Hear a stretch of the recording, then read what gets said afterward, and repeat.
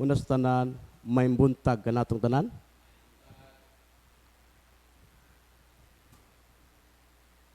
Mga igsoon, nakita nato diha sa atong ebanghelyo no nga nay usa ka tawo gidala sa pila ka mga tawo. Bungol siya o amang pagyod. Nagi nang mag-uban gid na labi na gid sa imong pagkatao, inborn sa imong paggula nimo sa pag-anak pa nimo, bungol amang pagyod. Ang sakit o kamatayon ginhuna nga mga consequences o sangputanan sa makasalang kahimtang sa tao. Atong hinumduman nga mag-uban gay ang kanagayod ang silang duha, ang sakit o ang kamatayon. Dili toyo sa Dios nga ang tao magpuyo uban sa pagpitos sa kamatayon.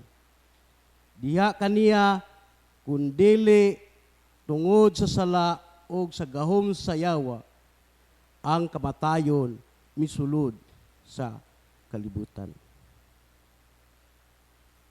Kung ang tao dili na musunod o pamaagi sa Dios, kung siya mu disobey na, diha na dayon ang musulod na ang mga kaaway. Kay wala na may depensa niya. Iyan naman i-disregard ang Ginoo. Lord, padaplin sa ka Lord, kay ako sa mag-drive. Anak man na, sama sa driver bita nga. Sa itong matag-adlaw, ang Diyos mo mag-drive ka nato no. Kita ang musakay. Pag nata sitwasyon sa kalibutanon nga aspito, lingon man tayo nga, Lord, padaplin sa ka Lord, ako sa akron ang magmaniho. Kaya na ako musupak ta diya sa kabuton o sa pamaagi sa Diyos. Wala itong hinumduman na ito mga igsoon. Every healing matag pag-ayo nagpasabot nga ang kamatayon gisalikway ug ang sala giatake. Kitang tanan iyang ayuhon. Hinumduman nato mga igsoon. Labi na gid nato mga alagad sa Dios no. Walay rason nga ang Dios dili mohatag og kaayuhan kanato diya sa matag adlaw. Mao nga ang ayan nga imantala ni Hesus ang kapasayloan sa mga sala sa iyang pag-ayo. Dili kinahanglan nga maghuna-una o katumbas nga sala alang sa matag higayon sa sakit. Apan tungod kay alang sa mga tao nga masakiton, mao ang pagkahulog ngadto sa dapit sa pagkalayo o pagkadunot nga iya sa gingharian sa kamatayon. Ang pag-ayo makita ingon nga usa ka mapuanguron sa English pag gracious movement sa Dios ngadto niana nga mga dapit. Atong hinumduman nga kita willing lang gid kita diha sa matag adlaw nga maminaw sa tingog sa Ginoo no. Mung admitar ta spiritual healing, physical healing, bisan pa diya sa material healing no. Sama sa atong Ginoo Hesukristo nga nakita sa pagkamaayo sa iyang binuhat. Si Jesus nagbuhat sa tanang butang nga maayo. Diya bitaw sa atong sugilanon bitaw sa Genesis kapitulo 1 no. Sugilanon sa kabuhatan versikulo 1 nga 31. unang adlaw ngadto sa kaanumong adlaw gibuhat sa Dios ang kalibutan ug ang sulod dinhi atong hinumduman puro maayo. Walay dili maayo nga iyang gibuhat ang tanan nga naa sa kalibutan.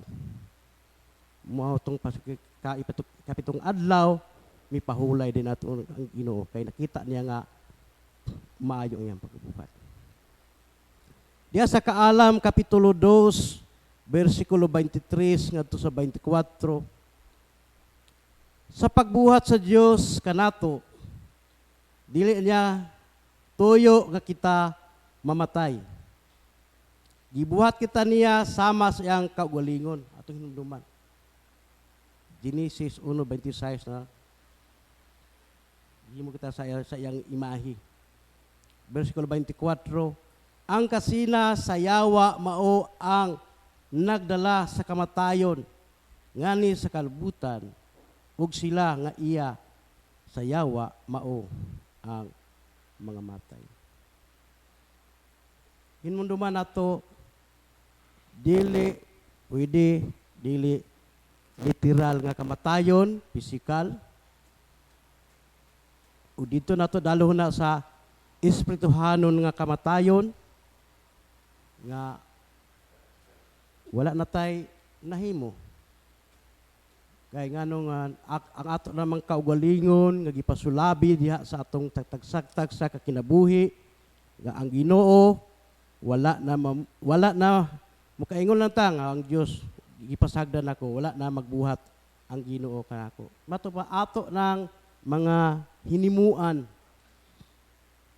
Daghan na rin tag mga excuses, mga resist sa atong kinabuhi. Sa katapusan, atong hinumduman, mga igsuon, buot sa atong Dios, nga atong amahan nga to sa langit, kitang tanan iyang ayuhon. Ayuhon ta sa atong pagkabungol. Dili bungol sa physically, bungol sa espirituhanon nga aspito.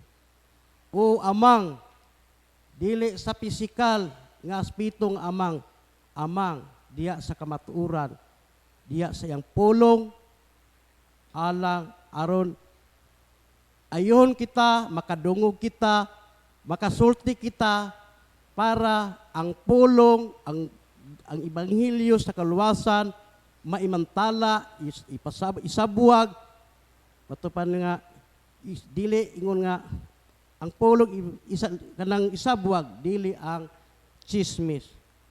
Ato hinumduman nga munang katuyuan sa Dios kanato nga manginaot ko kitang tanan dili kita makapanganti ligon ko atong hinumduman nga diha sa matag adlaw atong magampo kita nga ang grasya diha sa balang Espiritu Santo nga niya kanato muy magaligyon kana tungod kay naapat ta dani nga lawas nga madunot.